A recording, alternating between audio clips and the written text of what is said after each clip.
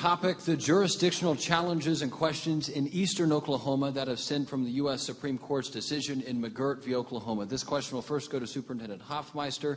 That decision affirmed the Indian country reservations of the Muskogee, Creek, Cherokee, Chickasaw, Choctaw, Seminole, and Quapaw nations. Superintendent Hofmeister, you have been endorsed by the leaders of the 5 tribes, so we're curious to know your interpretation of the McGirt decision's impacts. Do you believe the McGirt decision only applies to criminal jurisdiction, or does it go to places like civil law, environmental regulations, and notably taxation? 60 seconds. We are in a mess of the governor's making with McGirt. Obviously, the ruling came, and we saw a governor who did not work immediately to secure those communities all across those 6 affected tribes and work together to establish a compact that would address cross-jurisdiction or cross-deputization, where we can ensure that we are keeping everyone safe in these criminal matters. Instead, what this governor has done is what he does with a lot of things. He is sowing chaos and division, and that division is pitting neighbor against neighbor. This does not help us. Let's stop and think for a moment. Our sovereign tribal nations represent a $15.5 billion economic impact a year to this state. Collectively, they are the largest employer in the state, but this governor burned bridges before McGirt, and then he had nothing to walk back over when it was time to keep Oklahomans safe. Superintendent, do you believe McGirt applies to civil matters, environmental regulations, and taxation? That is a matter that is going to require work together, and we know it's being litigated right now. Yes not or no? all the tribes. No, that's not a yes or no answer, because those are different tribes that all have a different view on this. You collectively lump people together. That is not the kind of leader that understands that we have 39 unique sovereign tribal nations in this state, and they don't speak with one voice. In fact, the historic moment was when they stood up and said, "You must go." Governor, 90 seconds. Do you believe that McGirt applies to civil law applications, and why have your administration spent so much state money fighting these battles in court? This is great for everybody out there watching on TV, because this is a clear difference between me and my opponent. The McGirt decision was a federalization of all of eastern Oklahoma. Basically, the Biden administration now in charge of eastern Oklahoma. That's what that was.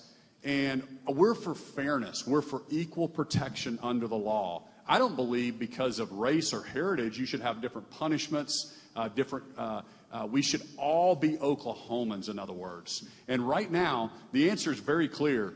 Absolutely not. It shouldn't go into civil or taxation. As a matter of fact, the Tax Commission just released a statement that said, of course, everybody has to pay taxes in Oklahoma.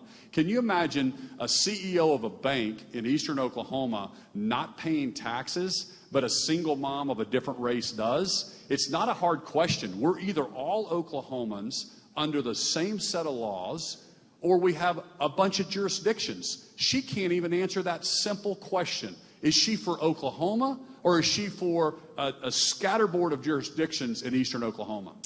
And I can answer that. We're going to stick with tribal relations. Yeah, I want to ask Governor Stitt just one thing. Just to be clear, it would have to be a bank that is owned by a tribal nation, right? No, the CEO of any bank or any tribal member. There were 9,000 cases before the state's tax commission that were just, maybe they worked at Quick Trip, or they worked at Williams, or they worked for this company, that were saying they don't have to pay state taxes. It's like I'm in a twilight zone. How would you like Joe neighbor here and Joe neighbor here? One is, we all go to the same high schools, we drive on the same roads, and one doesn't play by the same set of rules as you have to. It's preposterous. But it would be their income that's derived from a tribally controlled source. No, I believe that's what the state code says. says. What they were asking for is anything in eastern Oklahoma, because that was what was federalized after McGirt under what's called a reservation. Well, we'll fact check that. Thank you to the Frontier for that. I could pull the link up on my phone. I read it the other day. We have the next question, Governor Stitt. I had the opportunity to speak with the 15 hard seconds. We have to be able to have a governor who understands and respects the tribal sovereignty of the 39 sovereign nations in this state. We do not have that, and you heard it with this answer. And the second thing is, We have to do the hard work.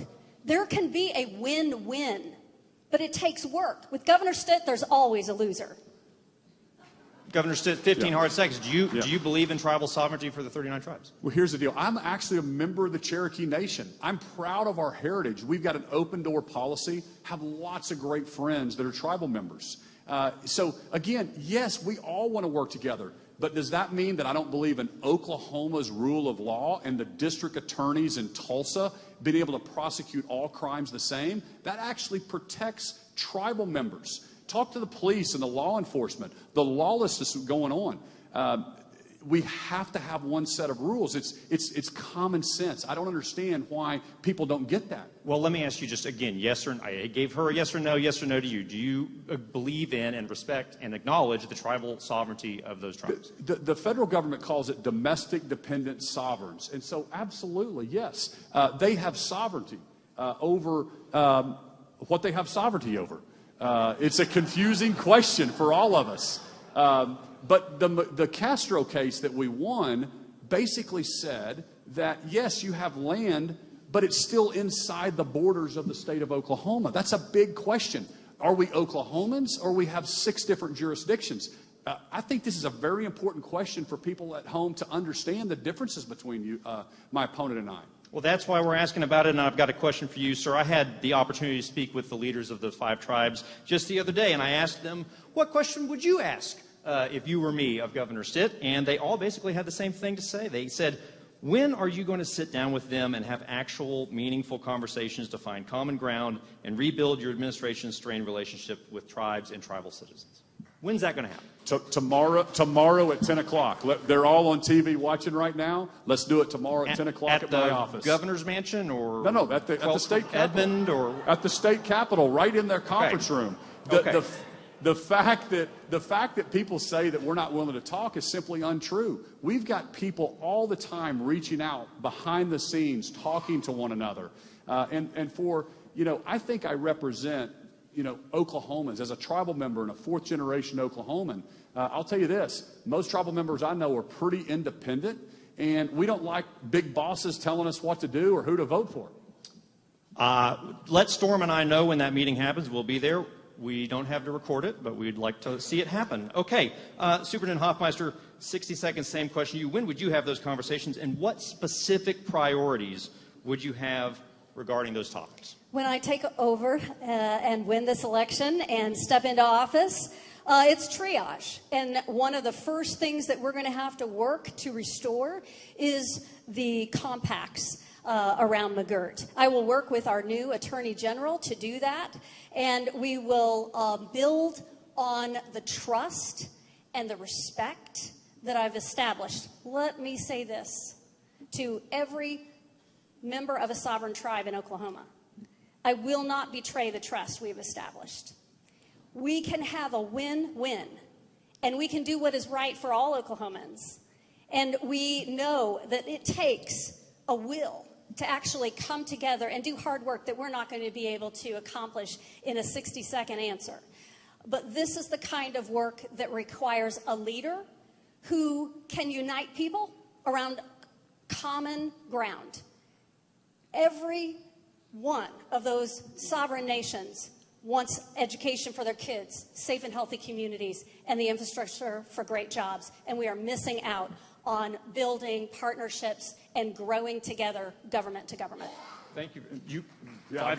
10 seconds. Yeah, sure. And Oklahomans, you heard it right there. That is so important. She is for federalizing eastern Oklahoma. So no longer would the state be in control if she was governor. I don't think anybody wants that. 10 seconds, Superintendent. It's breathtaking, the way the governor processes this and sees it. Okay? All right, on that